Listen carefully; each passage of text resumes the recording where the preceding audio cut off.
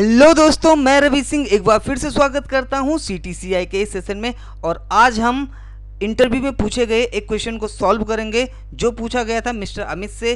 और ये TCS में जॉब करते हैं, तो इनसे एक क्वेश्चन पूछा गया था कि ये आपके पास एक डेटा दिया हुआ है और इसमें से कुछ सेल ऐसे हैं जब ब्लैंक है, जिसमें कुछ भी डेटा नहीं है, और आपको उस सेल में क्या करना है, आपको ज़ीरो टाइप करना है, यानी कि यहाँ पे कोई सेल ही नहीं हुई है।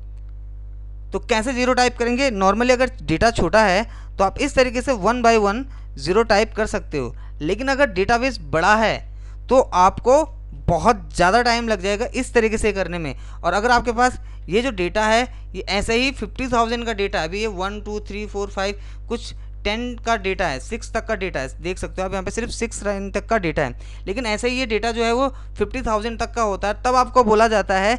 और उसके अंदर बहुत सारे ब्लैंक सेल होते हैं, और अगर आपको बोला जाता है कि आपको ब्लैंक सेल क्या करने हैं, रिमूव करने हैं, और इनकी जगह आपको क्या करना है, ज़ीरो टाइप करना है, तो आप कैसे करोगे? ये क्वेश्चन मैं आज आपको सॉल्व करके दिखाऊंगा एक्सेल में VBA के थ्रू। तो चलो शुरू करते हैं आज का सेशन। सबसे पहले आपको VBA पे आ जाना है। अब आपको यहाँ पे टाइप कर लेना है सब के साथ आपको लिखना है रिप्लेस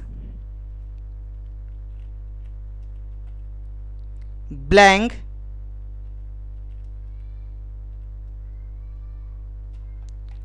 विद ज़ीरो।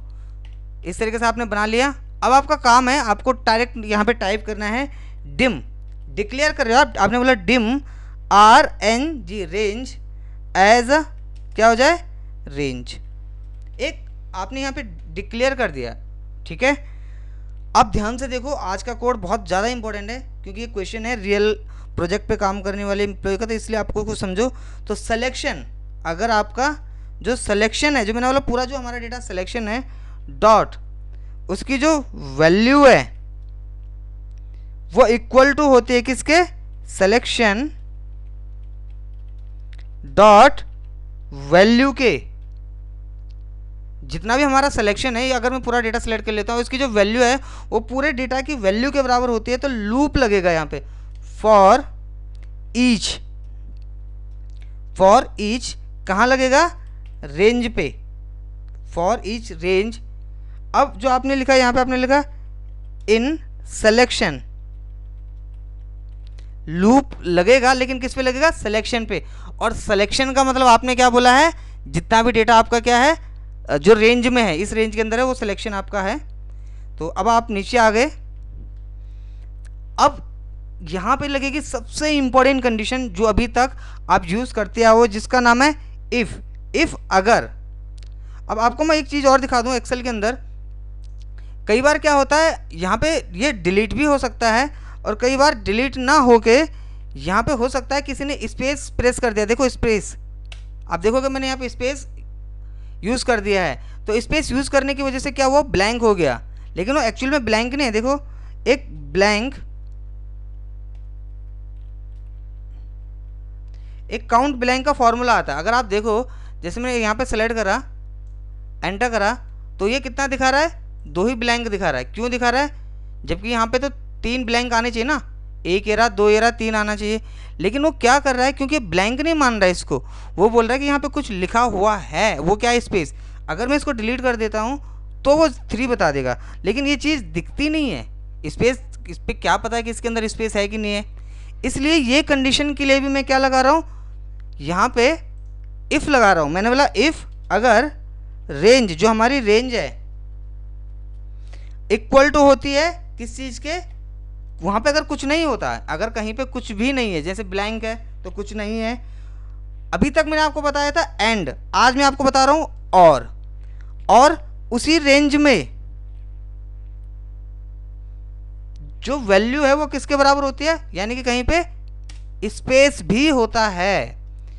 यानी कि अगर वहाँ पे कुछ ना हो, जो मैंने ये दे दी कंडीशन, या फिर वहाँ पे स्पेस हो, तो देन क्या आ जाए, तो आपने बोला रेंज, जो आपकी रेंज है, जो सिलेक्शन है, डॉट वैल्यू, जो उसकी वैल्यू है, तो वो इक्वल टू हो जाए, किसके इक्वल टू हो जाए, आपने बोला वहाँ पे 0 आ जाए।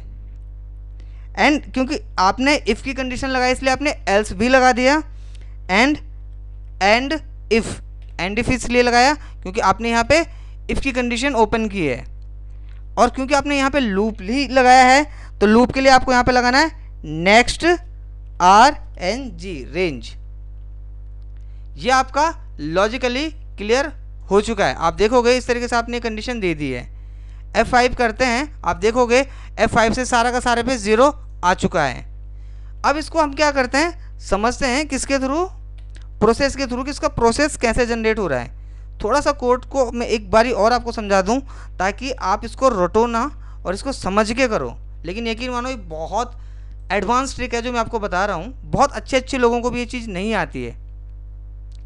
तो आपने लिखा dim range as a range, जो हमारी जो डिक्लेयर किया आपने RNG को रेंज मान लिया।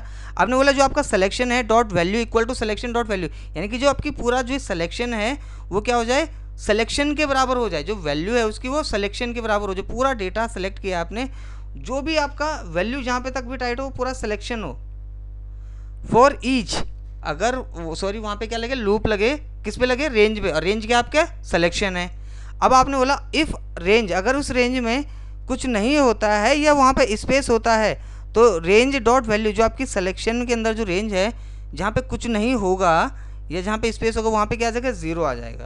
अब देखो इसको हम किसके साथ चलाते हैं, लूप के साथ चलाते हैं और ऑटोमेशन के साथ लगाते हैं। तो मैं यहाँ पे गया, मैंने इस तरीके से सेलेक्ट करा, ज़्यादा नहीं टाइम लेंगे इसके लिए, और यहाँ पे मैंने राइट क्लिक करा, असाइन मैक्रो करा, रिप्लेस विथ 0 करा, ओके करा। अब यहीं पे राइट क्लिक करके ऐड टेक्स्ट कर दिया मैंने।